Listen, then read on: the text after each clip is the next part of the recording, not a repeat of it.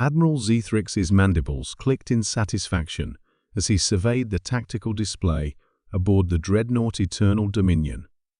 300 Vorthak warships surrounded the rebellious mining colony of Kepler 442b, their plasma cannons charged and ready to reduce the settlement to molten slag.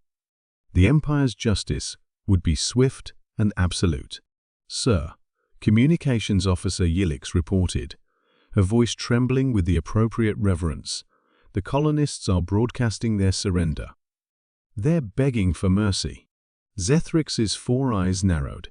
The colonists had dared to withhold their tribute of rare earth elements for 3 standard cycles, funding some pathetic independence movement instead. Such defiance could not go unpunished, lest other worlds get similar ideas. "Ignore their pleas," he commanded, his chitinous claws scraping against the command console. "Begin orbital bombardment in 60 seconds.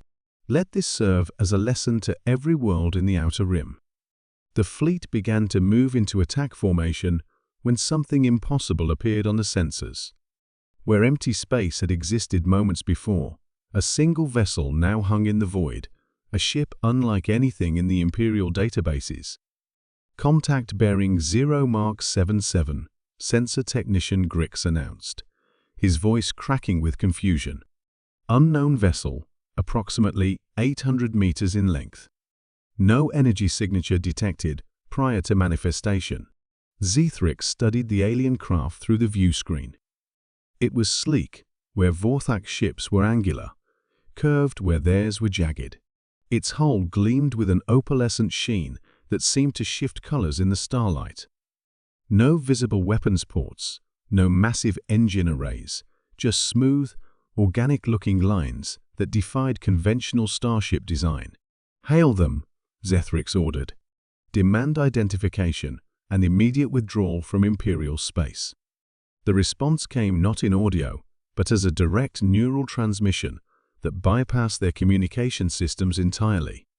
Every being aboard the Eternal Dominion heard the voice simultaneously calm, measured, and utterly alien in its inflection. "I am Captain Sarah Chen of the Earth vessel Prometheus.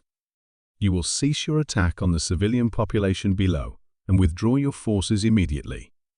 A collective gasp rippled through the bridge crew.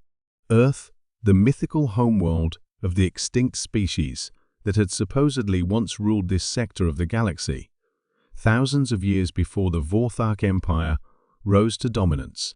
Their ruins dotted 100 worlds, their technology long since scavenged and studied. They were ghosts, legends, nothing more.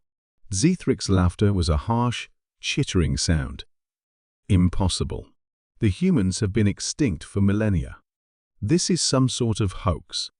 Admiral Grix's voice was barely a whisper. "I'm detecting massive gravimetric distortions around the unknown vessel.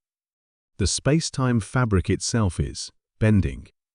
Before Zethrix could respond, the human ship acted.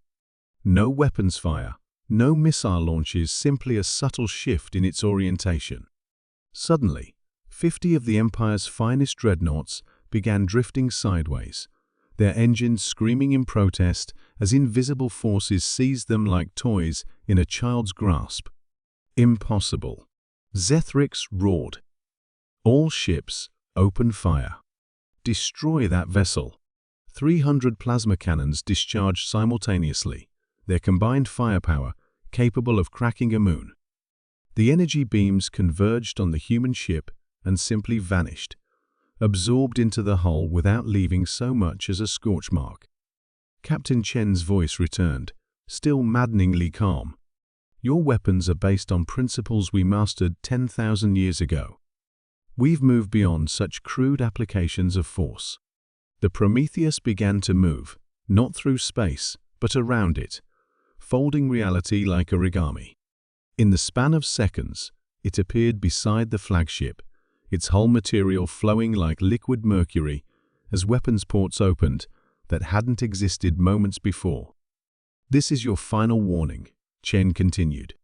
"Withdraw or face the consequences of threatening those under our protection." Zethrix's pride would not allow retreat. The Vorthak Empire had never bowed to anyone, had conquered 1,000 worlds through superior firepower and unwavering resolve. One ship, regardless of its technology, could not stand against the might of an entire fleet. Launch fighters. Ram that vessel if necessary. For the glory of the Empire.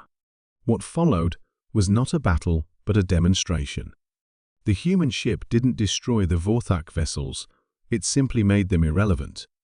Fighters found their targeting systems confused, their weapons refusing to lock onto the impossible craft. Capital ships discovered their engines failing as their quantum cores were somehow convinced to stop functioning. The laws of physics seemed to bend around the Prometheus, reality reshaping itself to accommodate the will of its crew. In less than 10 minutes, the entire Imperial fleet hung dead in space, powerless and defenseless. Not a single shot had been fired by the human vessel, not one life had been lost. They had simply been switched off. How? Zethrix whispered, his 4 eyes wide with incomprehension. Captain Chen's image appeared on the main view screen, a bipedal creature with pale skin and strange forward-facing eyes. She looked impossibly young for a starship commander, her expression one of patient disappointment. "While you spent millennia perfecting the art of war," she explained, "we learned to transcend it. Your empire fights over resources we can create from quantum foam. You conquer worlds we can construct from starlight. Your greatest weapons are toys compared to technologies that reshape the fundamental forces of the universe." "But you're extinct," Zethrix protested weakly. "Your worlds are ruins, your people gone." Chen smiled, an expression that somehow conveyed both sadness and infinite patience. "We evolved beyond the need for physical worlds, Admiral. What you call extinction, we call graduation. We've been watching, waiting, hoping our children would learn wisdom before they learn too much power." The human captain gestured toward the colony below. "These people called out for help, and their cry reached us across dimensions. They are under our protection now, as are all who choose peace over conquest." Around them, space began to ripple with new arrivals. Dozens of human vessels phased into existence, each one unique, each one radiating power that made the Vorthak fleet seem primitive by comparison. "Return to your empire," Chen commanded. "Tell them that humanity has returned not as conquerors, but as guardians. The age of empire is over. The age of enlightenment begins now."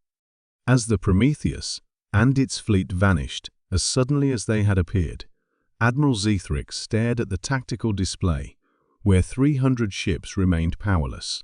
Below them, the colony continued to broadcast messages of gratitude to saviors who had come from nowhere and asked for nothing in return. The Empire's fight, Zethrix realized with dawning horror, had indeed meant nothing at all.